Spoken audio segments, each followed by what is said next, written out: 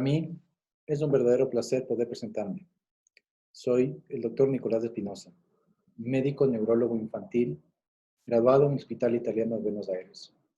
Actualmente soy subjefe del Servicio de Neurología Infantil del Hospital Metropolitano de Quito, Ecuador. Médico activo en el área de Neurología Infantil del Hospital Los Andes, profesor universitario de posgrado de pediatría de la Universidad Católica del Ecuador y actualmente director médico de Neuroinfant Compañía Limitada. Me dirijo hoy porque como director médico de Neuroinfant nos hemos visto abocados a realizar muchos cambios, igual que todos ustedes, en estos tiempos de pandemia, tratando de romper ciertos paradigmas que teníamos, con la obligación que tenemos con nuestros pacientes y con la población en general de mantener un canal de comunicación continuo para mantener una capacitación y poder responder muchas de las dudas y preguntas de nuestros pacientes, de los padres de nuestros pacientes y de la población en general. Es por eso que hemos implementado y estamos en un proceso de desarrollo de mantener una comunicación continua con todos ustedes por las redes sociales, Facebook, Instagram, YouTube, para ir tratando muchos de los temas en el área de neurología infantil que consideramos que son vitales del conocimiento en general, especialmente de aquellos pacientes que cursan con estas patologías. Para mí, el día de hoy es un verdadero placer compartir una conversación con la doctora María Hipatia Monge, quien es médica, neuropsicóloga graduada en la Universidad de Buenos Aires y tiene una experticia muy grande que la adquirió en el Hospital Italiano de Buenos Aires en el área de neuropsicología infantil. Para nosotros, como Neuroinfant, es todo un verdadero placer poder contar con ella en el área de evaluación neuropsicológica. Y el día de hoy justamente de eso es lo que vamos a tratar. La evaluación del neurodesarrollo, su importancia y las implicaciones de esta en el paciente pediátrico con trastornos del neurodesarrollo, aprendizaje y conducta.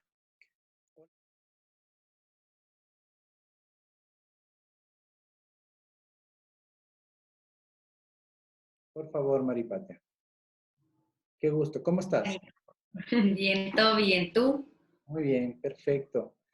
Estaba diciéndoles a todos nuestros pacientes y a toda la comunidad en general que creemos que es importante el poder mantener este manejo de comunicación con ellos para poder transmitir todo lo que consideramos que es necesario que ellos conozcan, y mucho más ahora en estos tiempos de pandemia, que la verdad es que ha sido todo un reto el poder mantener la convivencia con los niños y especialmente aquellos chicos que tenemos dificultades y problemas, que de hecho en el día a día tú sabes que es bastante complicado el manejo de ellos, pero quisiera empezar contigo un poco analizando las dificultades que tú has evidenciado en los niños que tienen ciertos retrasos en el desarrollo o aquellos chicos que eventualmente tenían ya una sospecha de dificultades en su aprendizaje, pero que por el proceso de la pandemia y el aislamiento social que nos hemos visto abocados, se han limitado muchas de las evaluaciones que teníamos que haberlas hecho.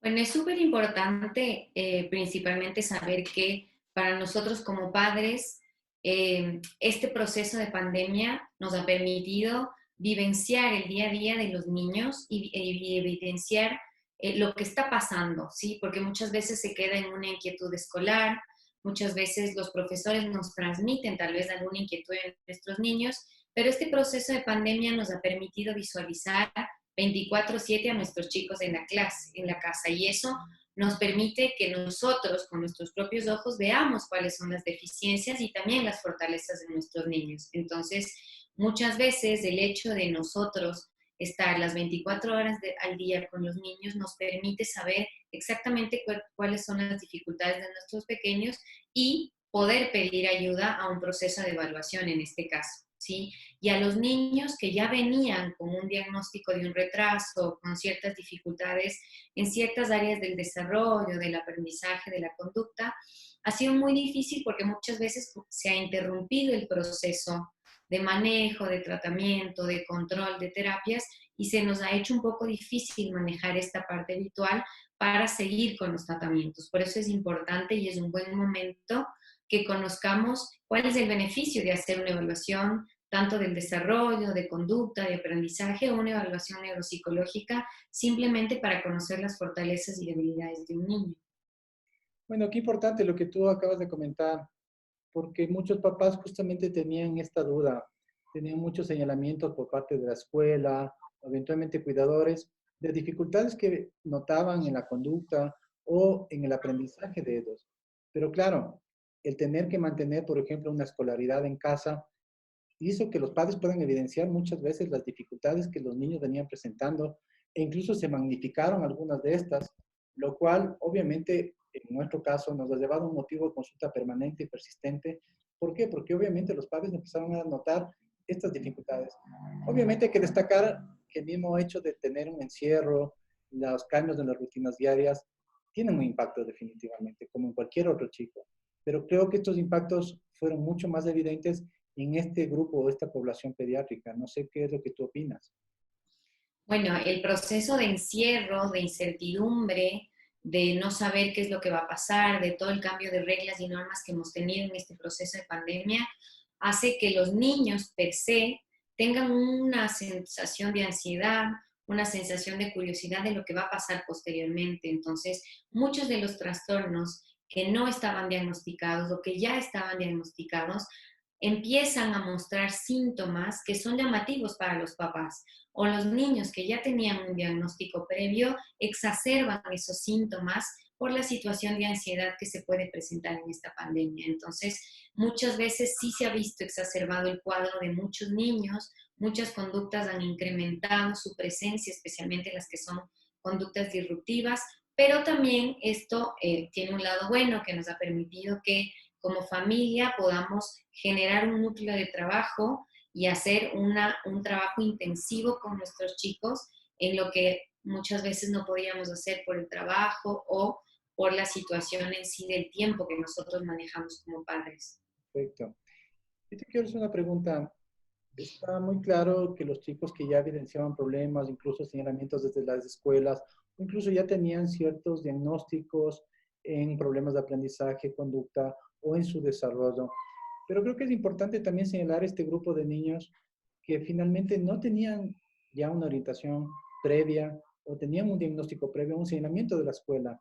Es importante ahora que los padres pudieron vivenciar y poder compartir con sus niños más, que no nos pueda señalar algunas tips o algunas cosas que creas tú que son prudentes, que los padres conozcan, que puedan generar una alarma o una alerta para aquellos chicos que potencialmente podrían tener un trastorno de aprendizaje. Te pongo varios ejemplos. Por ejemplo, cómo detectar si un niño tiene o no un déficit atencional, cómo detectar si un niño tiene un trastorno de conducta con impulsividad o eventualmente cómo detectar un niño que potencialmente podría tener un trastorno de lectoescritura, entre otras muchas cosas. A ver, esto es súper importante porque hay la creencia de que no es inquieto o no es un poco disperso, pero en realidad todos somos inquietos en algún momento de nuestra niñez, todos somos dispersos en algún momento de la vida o quizá durante mucho tiempo. Lo importante es saber que esa situación empiece a disfuncionar, ¿sí? La actividad que tiene el niño. Puede ser que el niño empiece a disfuncionar en la escuela, que el niño empiece a disfuncionar en la casa o con los amigos en un simple juego, es importante saber que una inquietud normal no causa ningún inconveniente en el desarrollo social ni escolar en el niño.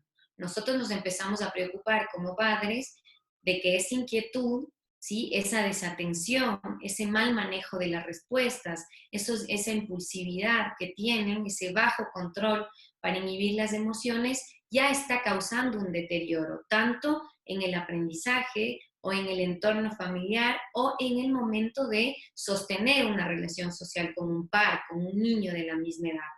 Entonces, cuando nosotros empezamos a sospechar que esa pequeña inquietud o esa pequeña desatención empieza ya a tener un impacto o a deteriorar el funcionamiento normal del niño, es un buen momento para tener un llamado de alarma y consultar a un profesional para que nos oriente y saber si en realidad estamos en rangos de normalidad o en realidad esto está siendo un problema para el desarrollo normal del chico.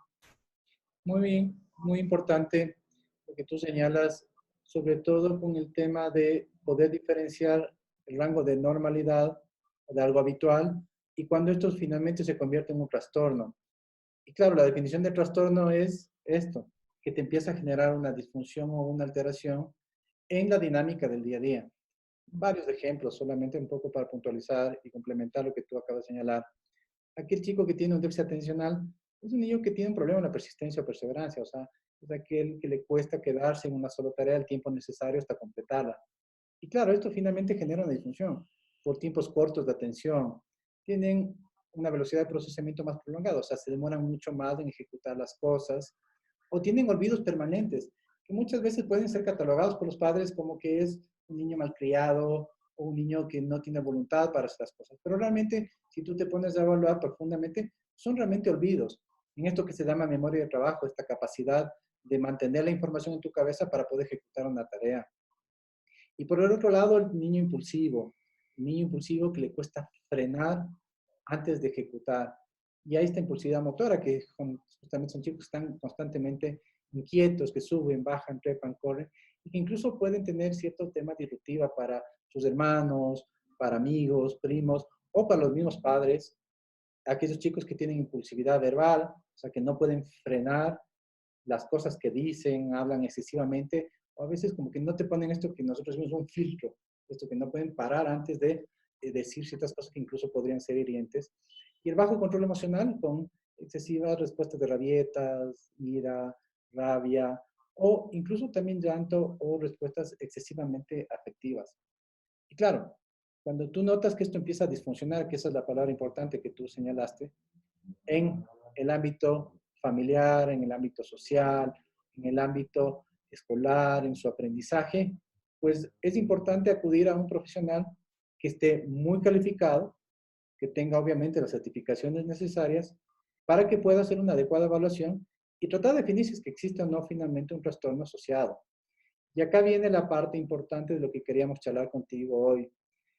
¿En qué consiste, en el caso de estos niños, por ejemplo, que tienen estos trastornos de atención o estos trastornos de conducta, o lo que te decía, el tema de dislexia, o sea, ese chico que a veces empieza a confundir ciertos fonemas, en el tema de lectoescritura, teniendo más de 7 años, en todo niño que tengamos sospecha, ¿cómo debería ser el proceso adecuado de evaluación? ¿Es solamente algo que se necesita de la parte de observación de la escuela? ¿Es algo que se necesita solamente de observación por parte de los padres? ¿Se necesita la aplicación de ciertos test o pruebas específicas que nos puedan orientar y profundizar el proceso? Y si es que se necesita ciertos tests, básicamente, ¿qué características deberían cumplir estos? Bueno, generalmente la primera inquietud que salta es en la escuela, ¿no? Porque el maestro está el mayor tiempo con el niño y están expuestos a la mayor parte del tiempo con el niño en su desarrollo académico. Entonces, el primer llamado de alarma viene de la escuela. Lo más importante es saber que para tener un diagnóstico adecuado existe como que una pirámide de referencia, ¿sí? O sea, nunca vamos a ir primero al último lugar para terminar en el primero. Siempre tenemos que ir a un primer lugar que tiene que ser, en este caso, si nosotros hablamos de trastornos de conducta, de aprendizaje, de socialización, a un neuropediatra, ¿sí? A un médico, un pediatra, posterior a un neuropediatra, que son los que van a encargarse de descartar, ¿sí? O de confirmar que exista un desorden neurobiológico, ¿sí? Entonces ellos se van a encargar de manejar la parte de el funcionamiento neurobiológico del cerebro. Y segundo, al referir a un profesional para realizar una evaluación, tenemos que tener claro que una evaluación tiene que ser orientada siempre a un diagnóstico específico. Yo no puedo hacer una batería de test para saber qué me arrojan los resultados y ahí ver qué es lo que encuentro. Siempre la evaluación neuropsicológica es orientada a un diagnóstico, en donde yo voy a aplicar pruebas específicas para saber las fortalezas y debilidades del niño, empezando siempre por la medición de un coeficiente intelectual, siempre y cuando el niño tenga la edad adecuada y un lenguaje adecuado, que son las dos condiciones que se utilizan para la medición del coeficiente intelectual, porque el coeficiente intelectual puede verse asociado a ciertos trastornos que no necesariamente tienen un nombre específico, sino una manera de comportarse del chico o una manera diferente de aprender según su coeficiente intelectual, ¿sí? Entonces, siempre tiene que estar iniciada por la medición del coeficiente intelectual con baterías específicas, y esto sí quiero poner un poco de énfasis, que el profesional que realiza una evaluación neuropsicológica no solamente tiene que tener una experiencia clínica con los niños, porque no es lo mismo trabajar con un adulto que con un niño, sino una experiencia muy, muy, muy importante en el trabajo con los niños. Tiene que ser una persona que conozca los test que existen o la batería de test que existen a nivel mundial, porque son test específicos que tienen una norma, que tienen una estandarización y que tienen una forma específica de ser aplicados. Por eso, el profesional que realiza una evaluación neuropsicológica tiene que tener una capacitación a nivel clínica, tiene que conocer la batería y las herramientas que está utilizando y tiene que tener una certificación para poder aplicar las pruebas y obtener un diagnóstico con estas herramientas que nosotros utilizamos. Perfecto, te comprendo muy bien.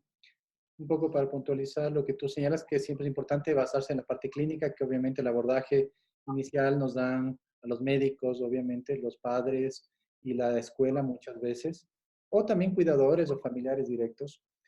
Pero la aplicación de la evaluación neuropsicológica es obviamente para poder medir fortalezas y debilidades y tratar de sacar un perfil para definir si es que existe o no un problema en áreas específicas.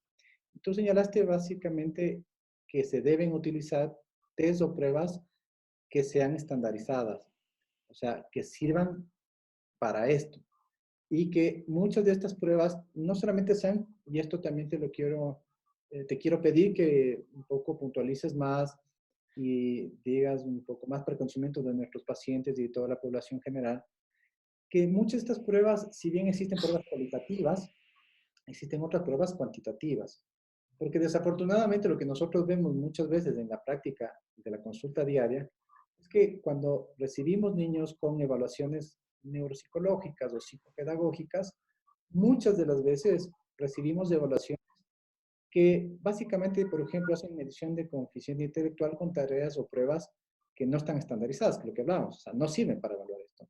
Que puede arrojar falsos negativos de retraso mental o de eventualmente otros procesos de discapacidad, o sencillamente aplican pruebas que no tienen validez, o sea, que han demostrado que son muy poco sensibles, o sea, no sirven mucho para diagnosticar ciertos trastornos, o finalmente, estas evaluaciones nos vienen exclusivamente con un tema subjetivo del profesional que le evaluó, o sea, con un criterio descriptivo de lo que vio. Pero creo que es importante que tú señales que justamente tienen que cumplir ciertas condiciones las pruebas que se aplican para llegar a un diagnóstico adecuado y correcto. Antes de explicar este punto, quiero ponerles un ejemplo de que cuando nosotros estamos en la vida cotidiana, alguien nos dice como que, ay, le veo a tu hijo que está muy pequeño.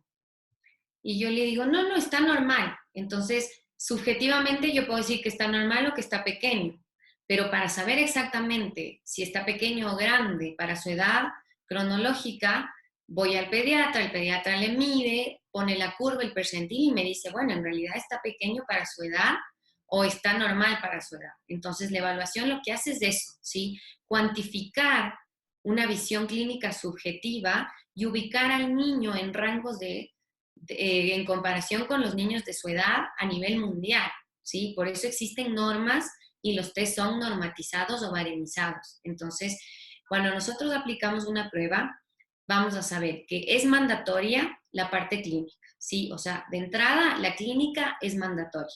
La evaluación lo que hace es acompañar al diagnóstico clínico para poder programar una intervención y también nos ayuda para poder identificar otros trastornos que pueden estar asociados que clínicamente no los podemos observar, ¿sí? Pero lo más importante es que no existe una sola prueba para un solo diagnóstico. O sea, nosotros no podemos decir que existe una herramienta para dar un diagnóstico de TEA, que existe una sola prueba, ¿sí? Al realizar una evaluación neuropsicológica me permite abrir el abanico del niño y ver sus fortalezas, sus debilidades, su coeficiente intelectual, porque muchas veces me baso en una evaluación que no tiene la medición del coeficiente intelectual y puede estar enmascarado, como tú decías, una discapacidad intelectual, ¿sí? O una dificultad del aprendizaje puede estar enmascarando una discapacidad intelectual. Entonces, lo primero es que no existe una prueba específica para encontrar un diagnóstico, ¿sí? Para encontrar un diagnóstico se utiliza varias pruebas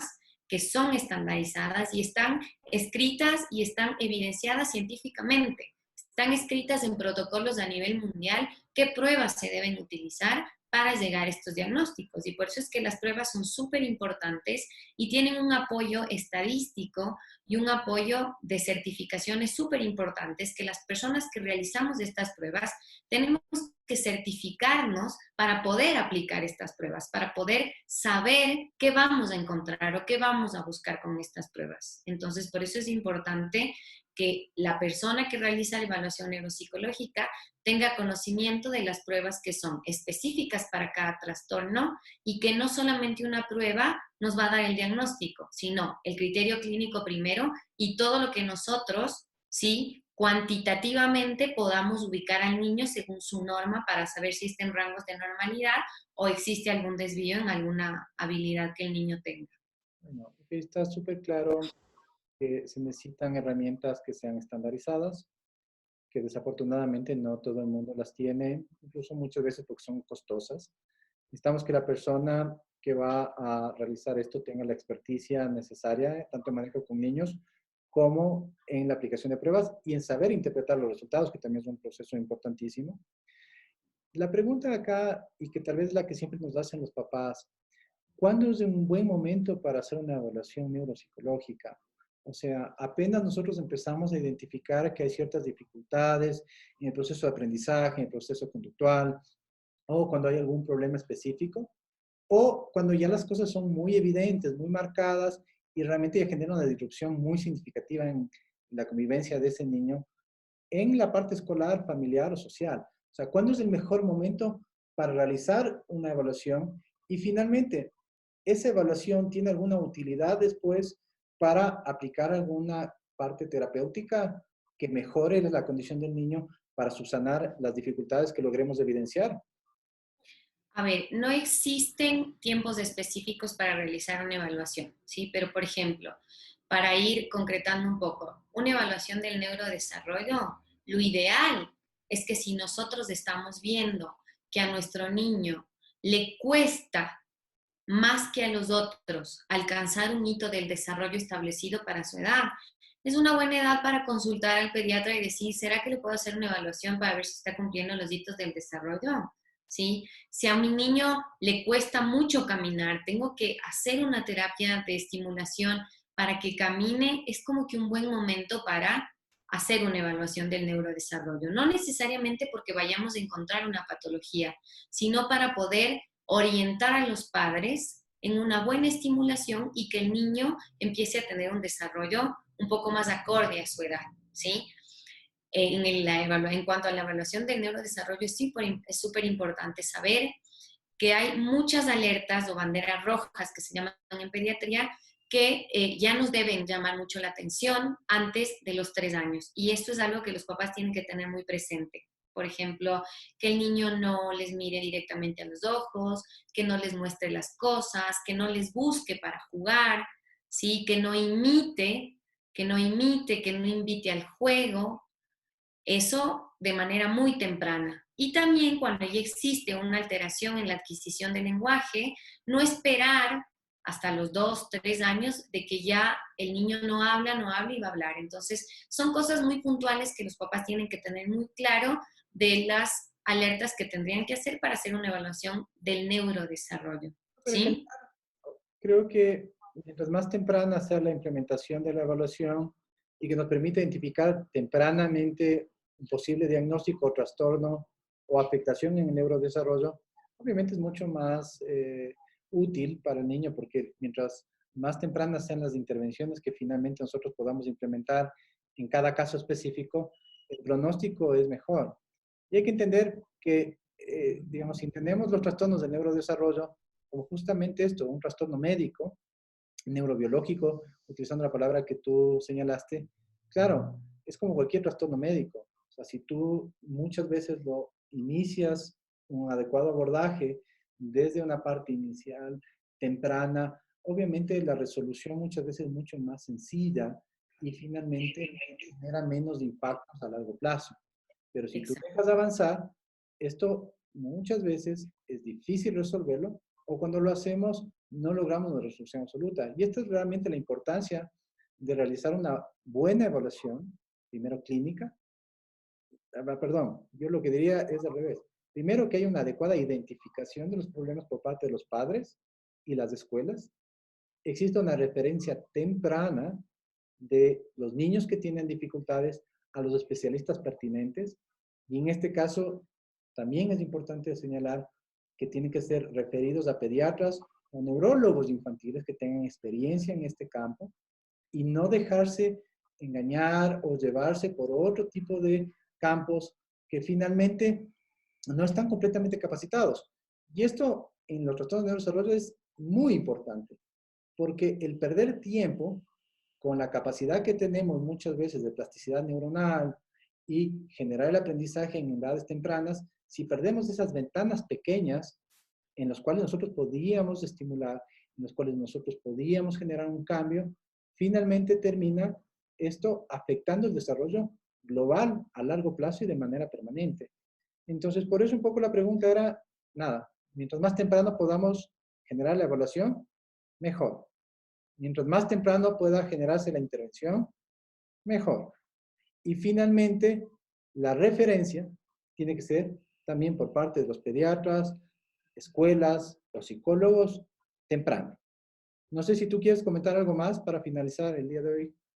Solamente en esta parte del neurodesarrollo, pero también decirles que en edades mucho más arriba, como en el área de preescolar, en el área de primaria, es súper importante hacer una evaluación, no solamente cuando nosotros tengamos un signo de alarma o una llamada de atención. ¿Por qué? Porque una evaluación neuropsicológica nos aborda todo el funcionamiento cognitivo del niño, entonces nos permite identificar su mejor manera de aprender, cuál es su mejor manera de procesar la información, si existe alguna debilidad que nosotros podemos subsanar en el área escolar, mejorando las estrategias de educación, los modelos de intervención, la información que le vamos a dar al chico, es súper importante y va a ser súper placentero para el niño tener una educación modelada a sus necesidades y a sus fortalezas. Entonces, no necesariamente tengo que tener una llamada de alerta, sino que también puedo realizar una evaluación neuropsicológica para conocer las fortalezas y debilidades de un niño para mejorar el ambiente de aprendizaje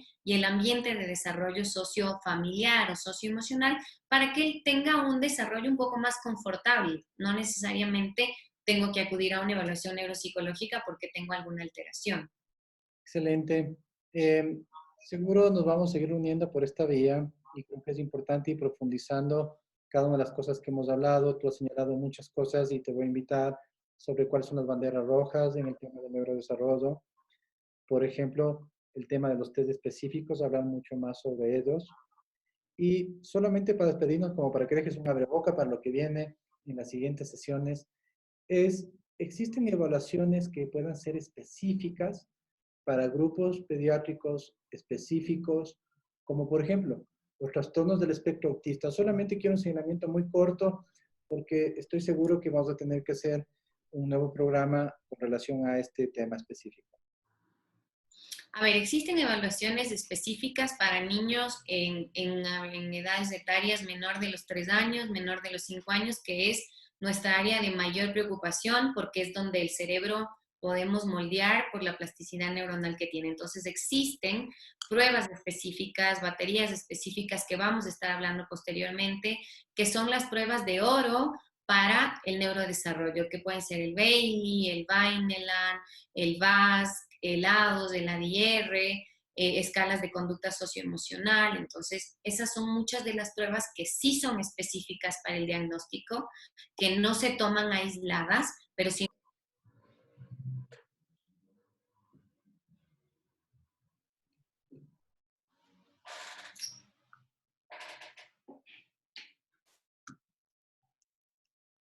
Ya deja de moverte, man. Apaga el micrófono si quieres y el video y ya arrancamos ahorita. No, el micrófono no lo voy a apagar. Bueno. Hola a todos, ¿cómo están? Bueno, es un verdadero placer poder estar el día de hoy con ustedes. La verdad es que en estos tiempos de pandemia hemos tenido que ir aprendiendo muchas cosas. Entre esas, el adaptarnos y poder mantener la comunicación con todos nuestros pacientes y todos aquellos que necesitan una orientación en el área de neurología infantil. Es por eso que en NeuroInfant hemos tomado la decisión de iniciar e implementar un sistema de comunicación con todos nuestros pacientes y toda la población general. Para esto, hemos arrancado el día de hoy con una sesión de entrevistas, para lo cual voy a invitar de manera inicial a la doctora María Hipatia Monge. Ella es una persona muy competente que trabaja con nosotros. Ella es neuropsicóloga graduada en la Universidad de Buenos Aires, en Argentina, y tiene una especialización en neuropsicología infantil del Hospital Italiano de Buenos Aires. El tema que hemos querido conversar el día de hoy para nosotros es muy importante y es la relevancia de tener una adecuada evaluación de conducta, desarrollo y neuropsicológico en nuestros niños. Me permito invitar a Maripatia para esta conversación que vamos a arrancar. Por favor, Maripatia. Qué gusto. ¿Cómo estás? Bien, todo bien. ¿Tú? Muy bien, perfecto. Estaba diciéndoles a todos nuestros pacientes y a toda la comunidad en general que creemos que es importante el poder mantener este manejo de comunicación con ellos para poder transmitir todo lo que consideramos que es necesario que ellos conozcan, y mucho más ahora en estos tiempos de pandemia, que la verdad es que ha sido todo un reto el poder mantener la convivencia con los niños y especialmente aquellos chicos que tenemos dificultades y problemas, que de hecho en el día a día tú sabes que es bastante complicado el manejo de ellos, pero quisiera empezar contigo un poco analizando las dificultades que tú has evidenciado en los niños que tienen ciertos retrasos en el desarrollo o aquellos chicos que eventualmente tenían ya una sospecha de dificultades en su aprendizaje, pero que por el proceso de la pandemia y el aislamiento social que nos hemos visto abocados, se han limitado muchas de las evaluaciones que teníamos que haberlas hecho. Bueno, es súper importante principalmente saber que para nosotros como padres, este proceso de pandemia nos ha permitido vivenciar el día a día de los niños y evidenciar lo que está pasando, ¿sí? Porque muchas veces se queda en una inquietud escolar, muchas veces los profesores nos transmiten tal vez alguna inquietud en nuestros niños, pero este proceso de pandemia nos ha permitido visualizar 24/7 a nuestros chicos en la clase, en la casa, y eso nos permite que nosotros con nuestros propios ojos veamos cuáles son las deficiencias y también las fortalezas de nuestros niños. Entonces, muchas veces el hecho de nosotros estar las 24 horas al día con los niños nos permite saber exactamente cuáles son las dificultades de nuestros pequeños y poder pedir ayuda a un proceso de evaluación en este caso, ¿sí? Y a los niños que ya venían con un diagnóstico de un retraso, con ciertas dificultades en ciertas áreas del desarrollo, del aprendizaje, de la conducta, ha sido muy difícil porque muchas veces se ha interrumpido el proceso de manejo, de tratamiento, de control, de terapias, y se nos ha hecho un poco difícil manejar esta parte virtual para seguir con los tratamientos. Por eso es importante y es un buen momento que conozcamos cuál es el beneficio de hacer una evaluación tanto del desarrollo, de conducta, de aprendizaje, o una evaluación neuropsicológica, simplemente para conocer las fortalezas y debilidades de un niño. Bueno, qué importante lo que tú acabas de comentar, porque muchos papás justamente tenían esta duda, tenían muchos señalamientos por parte de la escuela, eventualmente cuidadores, de dificultades que notaban en la conducta o en el aprendizaje de ellos. Pero claro, el tener que mantener, por ejemplo, una escolaridad en casa hizo que los padres puedan evidenciar muchas veces las dificultades que los niños venían presentando e incluso se magnificaron algunas de estas, lo cual obviamente en nuestro caso nos ha llevado a un motivo de consulta permanente y persistente. ¿Por qué? Porque obviamente los padres empezaron a notar estas dificultades.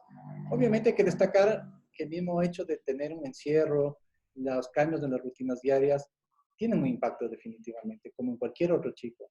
Pero creo que estos impactos fueron mucho más evidentes en este grupo o esta población pediátrica. No sé qué es lo que tú opinas.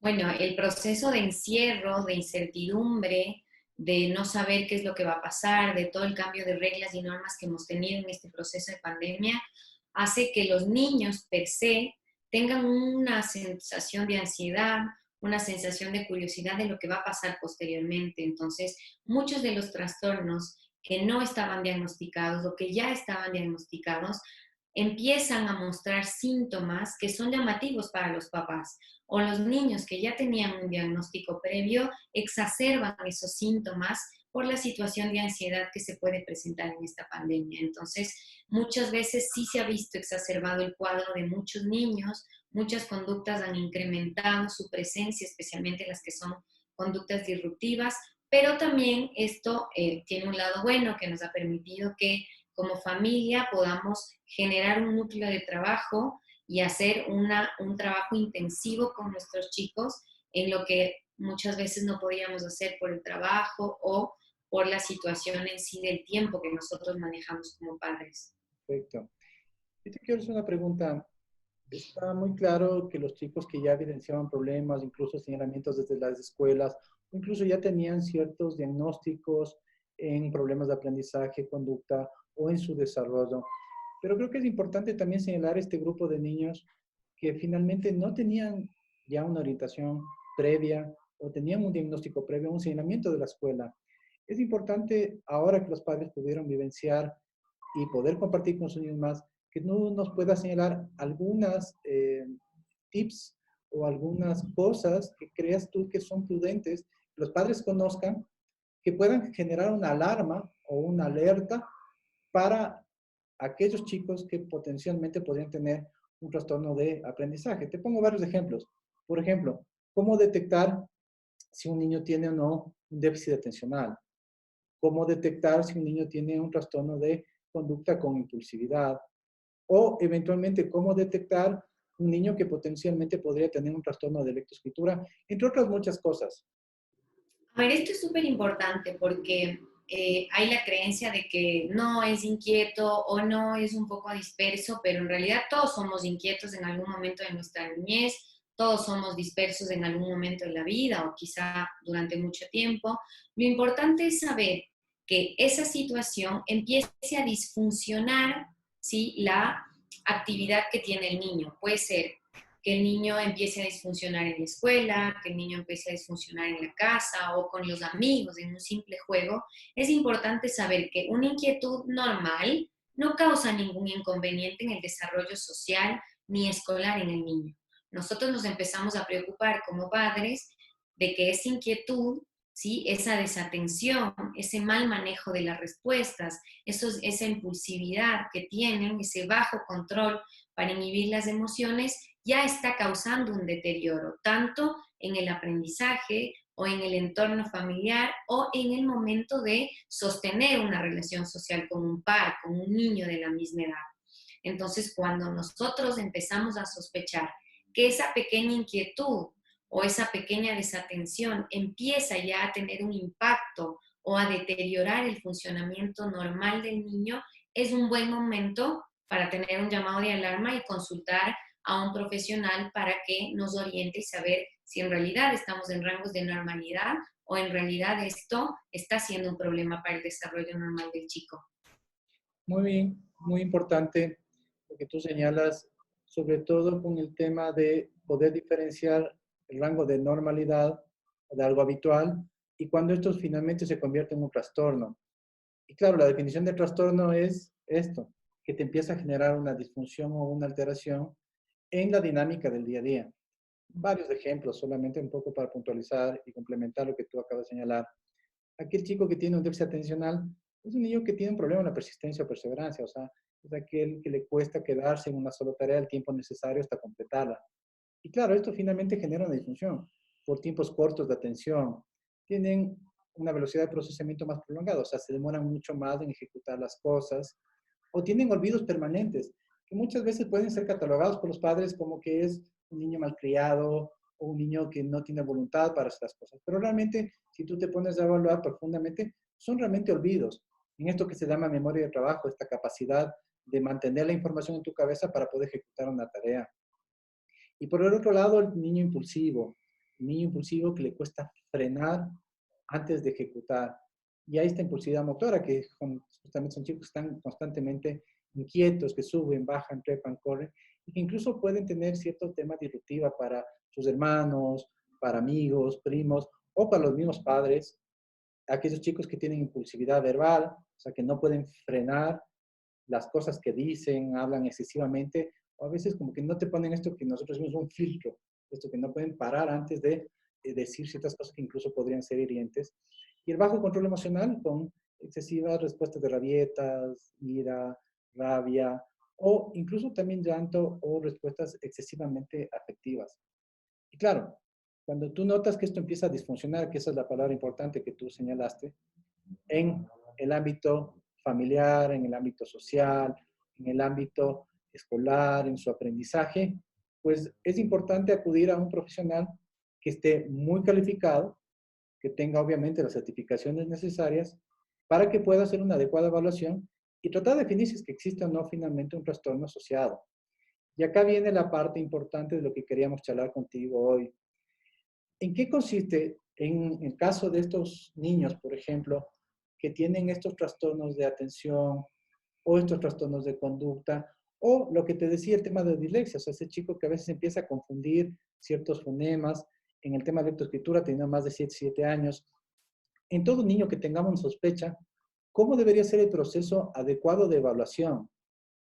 ¿Es solamente algo que se necesita de la parte de observación de la escuela? ¿Es algo que se necesita solamente de observación por parte de los padres?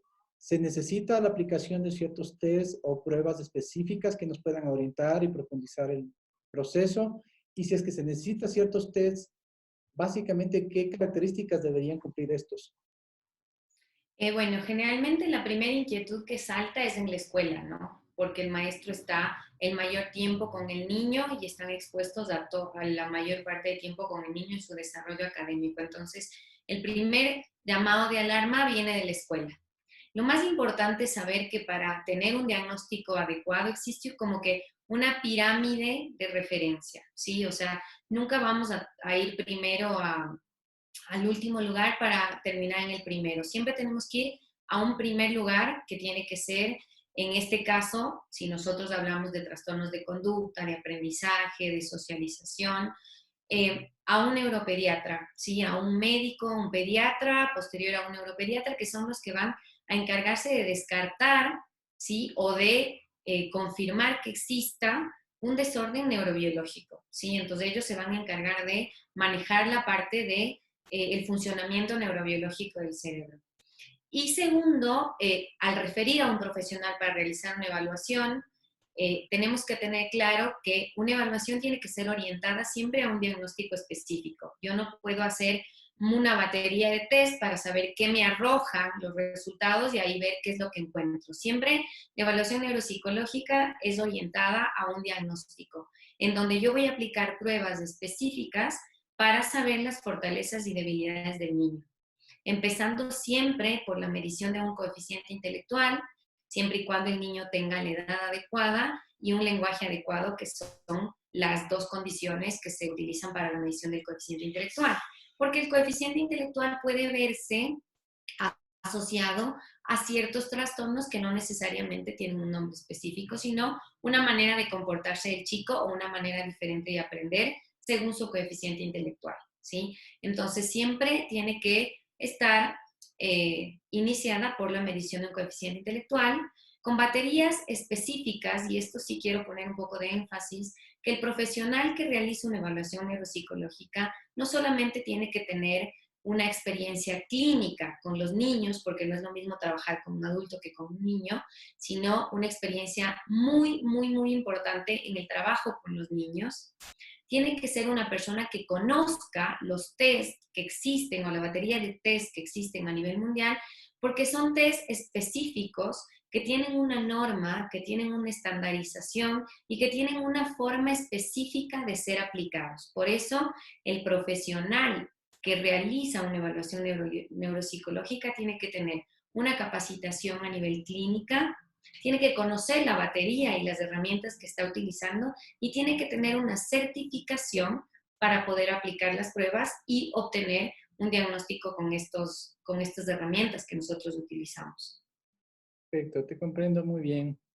Un poco para puntualizar lo que tú señalas, que siempre es importante basarse en la parte clínica, que obviamente el abordaje inicial nos dan a los médicos, obviamente los padres y la escuela muchas veces, o también cuidadores o familiares directos. Pero la aplicación de la evaluación neuropsicológica es obviamente para poder medir fortalezas y debilidades y tratar de sacar un perfil para definir si es que existe o no un problema en áreas específicas. Tú señalaste básicamente que se deben utilizar test o pruebas que sean estandarizadas, o sea, que sirvan para esto. Y que muchas de estas pruebas no solamente sean, y esto también te quiero pedir que un poco puntualices más y digas un poco más para el conocimiento de nuestros pacientes y de toda la población general, que muchas de estas pruebas, si bien existen pruebas cualitativas, existen otras pruebas cuantitativas. Porque desafortunadamente lo que nosotros vemos muchas veces en la práctica de la consulta diaria es que cuando recibimos niños con evaluaciones neuropsicológicas o psicopedagógicas, muchas de las veces recibimos evaluaciones que básicamente, por ejemplo, hacen medición de coeficiente intelectual con tareas o pruebas que no están estandarizadas, que es lo que hablamos, o sea, no sirven para evaluar esto. Que puede arrojar falsos negativos de retraso mental o de eventualmente otros procesos de discapacidad, o sencillamente aplican pruebas que no tienen validez, o sea, que han demostrado que son muy poco sensibles, o sea, no sirven mucho para diagnosticar ciertos trastornos, o finalmente, estas evaluaciones nos vienen exclusivamente con un tema subjetivo del profesional que le evaluó, o sea, con un criterio descriptivo de lo que vio. Pero creo que es importante que tú señales que justamente tienen que cumplir ciertas condiciones las pruebas que se aplican para llegar a un diagnóstico adecuado y correcto. Antes de explicar este punto, quiero ponerles un ejemplo de que cuando nosotros estamos en la vida cotidiana, alguien nos dice como que, ay, le veo a tu hijo que está muy pequeño. Y yo le digo, no, no, está normal. Entonces, subjetivamente yo puedo decir que está normal o que está pequeño. Pero para saber exactamente si está pequeño o grande para su edad cronológica, voy al pediatra, el pediatra le mide, pone la curva, el percentil y me dice, bueno, en realidad está pequeño para su edad o está normal para su edad. Entonces, la evaluación lo que hace es eso, ¿sí? Cuantificar una visión clínica subjetiva y ubicar al niño en rangos en comparación con los niños de su edad a nivel mundial, ¿sí? Por eso existen normas y los test son normatizados o baremizados. Entonces, cuando nosotros aplicamos una prueba, vamos a saber que es mandatoria la parte clínica, ¿sí? O sea, de entrada, la clínica es mandatoria. La evaluación lo que hace es acompañar al diagnóstico clínico para poder programar una intervención y también nos ayuda para poder identificar otros trastornos que pueden estar asociados que clínicamente no los podemos observar, ¿sí? Pero lo más importante es que no existe una sola prueba para un solo diagnóstico. O sea, nosotros no podemos decir que existe una herramienta para dar un diagnóstico de TEA, que existe una sola prueba, ¿sí? Al realizar una evaluación neuropsicológica me permite abrir el abanico del niño y ver sus fortalezas, sus debilidades, su coeficiente intelectual, porque muchas veces me baso en una evaluación que no tiene la medición del coeficiente intelectual y puede estar enmascarado, como tú decías, una discapacidad intelectual, ¿sí? O una dificultad del aprendizaje puede estar enmascarando una discapacidad intelectual. Entonces, lo primero es que no existe una prueba específica para encontrar un diagnóstico, ¿sí? Para encontrar un diagnóstico se utiliza varias pruebas que son estandarizadas y están escritas y están evidenciadas científicamente. Están escritas en protocolos a nivel mundial qué pruebas se deben utilizar para llegar a estos diagnósticos. Y por eso es que las pruebas son súper importantes y tienen un apoyo estadístico y un apoyo de certificaciones súper importantes que las personas que realizamos estas pruebas tenemos que certificarnos para poder aplicar estas pruebas, para poder saber qué vamos a encontrar o qué vamos a buscar con estas pruebas. Entonces, por eso es importante que la persona que realiza la evaluación neuropsicológica tenga conocimiento de las pruebas que son específicas para cada trastorno y que no solamente una prueba nos va a dar el diagnóstico, sino el criterio clínico primero y todo lo que nosotros, ¿sí?, cuantitativamente podamos ubicar al niño según su norma para saber si está en rangos de normalidad o existe algún desvío en alguna habilidad que el niño tenga. Bueno, ok, está súper claro que se necesitan herramientas que sean estandarizadas, que desafortunadamente no todo el mundo las tiene, incluso muchas veces porque son costosas. Necesitamos que la persona que va a realizar esto tenga la experticia necesaria, tanto en manejo con niños como en la aplicación de pruebas y en saber interpretar los resultados, que también es un proceso importantísimo.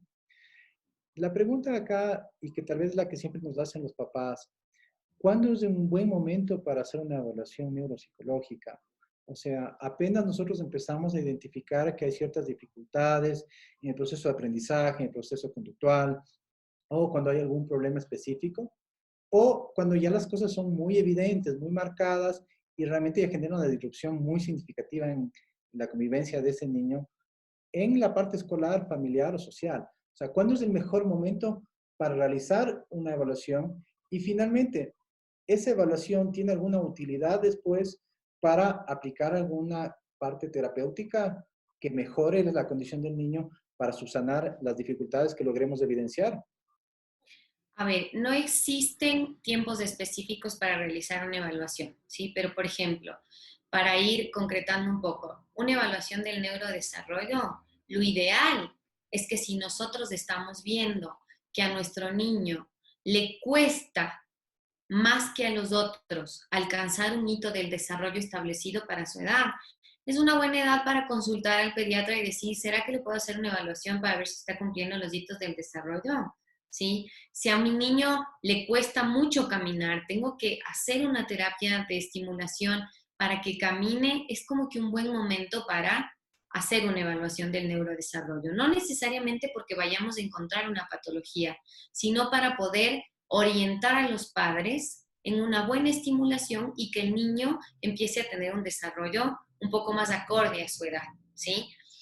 En cuanto a la evaluación del neurodesarrollo, es súper importante saber que hay muchas alertas o banderas rojas que se llaman en pediatría que ya nos deben llamar mucho la atención antes de los 3 años. Y esto es algo que los papás tienen que tener muy presente. Por ejemplo, que el niño no les mire directamente a los ojos, que no les muestre las cosas, que no les busque para jugar, ¿sí? Que no invite al juego, eso de manera muy temprana. Y también cuando ya existe una alteración en la adquisición del lenguaje, no esperar hasta los 2, 3 años de que ya el niño no habla y va a hablar. Entonces, son cosas muy puntuales que los papás tienen que tener muy claro de las alertas que tendrían que hacer para hacer una evaluación del neurodesarrollo.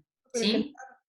creo que mientras más temprana sea la implementación de la evaluación y que nos permita identificar tempranamente un posible diagnóstico o trastorno o afectación en el neurodesarrollo, obviamente es mucho más útil para el niño porque mientras más tempranas sean las intervenciones que finalmente nosotros podamos implementar en cada caso específico, el pronóstico es mejor. Y hay que entender que, digamos, si entendemos los trastornos del neurodesarrollo, como justamente esto, un trastorno médico, neurobiológico, utilizando la palabra que tú señalaste, claro, es como cualquier trastorno médico. O sea, si tú muchas veces lo inicias un adecuado abordaje desde una parte inicial, temprana, obviamente la resolución muchas veces es mucho más sencilla y finalmente genera menos impactos a largo plazo. Pero si tú Exacto. dejas avanzar, esto muchas veces es difícil resolverlo o cuando lo hacemos no logramos una resolución absoluta. Y esta es realmente la importancia de realizar una buena evaluación, primero clínica. Perdón, yo lo que diría es al revés. Primero que haya una adecuada identificación de los problemas por parte de los padres y las escuelas. Existe una referencia temprana de los niños que tienen dificultades a los especialistas pertinentes y en este caso también es importante señalar que tienen que ser referidos a pediatras o neurólogos infantiles que tengan experiencia en este campo y no dejarse engañar o llevarse por otro tipo de campos que finalmente no están completamente capacitados. Y esto en los trastornos de neurodesarrollo es muy importante, porque el perder tiempo con la capacidad que tenemos muchas veces de plasticidad neuronal y generar el aprendizaje en edades tempranas, si perdemos esas ventanas pequeñas en las cuales nosotros podíamos estimular, en las cuales nosotros podíamos generar un cambio, finalmente termina esto afectando el desarrollo global a largo plazo y de manera permanente. Entonces, por eso un poco la pregunta era, nada, mientras más temprano podamos generar la evaluación, mejor. Mientras más temprano pueda generarse la intervención, mejor. Y finalmente, la referencia tiene que ser también por parte de los pediatras, escuelas, los psicólogos, temprano. No sé si tú quieres comentar algo más para finalizar el día de hoy. Solamente en esta parte del neurodesarrollo, pero también decirles que en edades mucho más arriba, como en el área de preescolar, en el área de primaria, es súper importante hacer una evaluación, no solamente cuando nosotros tengamos un signo de alarma o una llamada de atención. ¿Por qué? Porque una evaluación neuropsicológica nos aborda todo el funcionamiento cognitivo del niño, entonces nos permite identificar su mejor manera de aprender, cuál es su mejor manera de procesar la información, si existe alguna debilidad que nosotros podemos subsanar en el área escolar, mejorando las estrategias de educación, los modelos de intervención, la información que le vamos a dar al chico. Es súper importante y va a ser súper placentero para el niño tener una educación modelada a sus necesidades y a sus fortalezas. Entonces, no necesariamente tengo que tener una llamada de alerta, sino que también puedo realizar una evaluación neuropsicológica para conocer las fortalezas y debilidades de un niño para mejorar el ambiente de aprendizaje y el ambiente de desarrollo sociofamiliar o socioemocional para que él tenga un desarrollo un poco más confortable. No necesariamente tengo que acudir a una evaluación neuropsicológica porque tengo alguna alteración. Excelente. Eh, Seguro nos vamos a seguir uniendo por esta vía y creo que es importante ir profundizando cada una de las cosas que hemos hablado. Tú has señalado muchas cosas y te voy a invitar sobre cuáles son las banderas rojas en el tema del neurodesarrollo. Por ejemplo, el tema de los test específicos, hablar mucho más sobre ellos. Y solamente para despedirnos, como para que dejes un abreboca para lo que viene en las siguientes sesiones, existen evaluaciones que puedan ser específicas para grupos pediátricos específicos, como por ejemplo los trastornos del espectro autista. Solamente quiero un señalamiento muy corto porque estoy seguro que vamos a tener que hacer un nuevo programa con relación a este tema específico. A ver, existen evaluaciones específicas para niños en edades etarias menor de los 3 años, menor de los 5 años, que es nuestra área de mayor preocupación porque es donde el cerebro podemos moldear por la plasticidad neuronal que tiene. Entonces existen pruebas específicas, baterías específicas que vamos a estar hablando posteriormente, que son las pruebas de oro para el neurodesarrollo, que pueden ser el Bailey, el Vineland, el VAS, helados, el ADR, escalas de conducta socioemocional. Entonces, esas son muchas de las pruebas que sí son específicas para el diagnóstico, que no se toman aisladas, pero sí nos ayudan para un grupo etario específico. Perfecto. Creo que fue una charla bastante útil. Creo que abordamos cosas muy generales y este es un poco el interés que tenemos ahora en conjunto todos desde NeuroInfants. Poder generar un canal mediante Facebook, Instagram, YouTube y todos los medios digitales que la verdad se han abierto ahora con el tema de la pandemia y todos nos hemos ido incorporando en este proceso.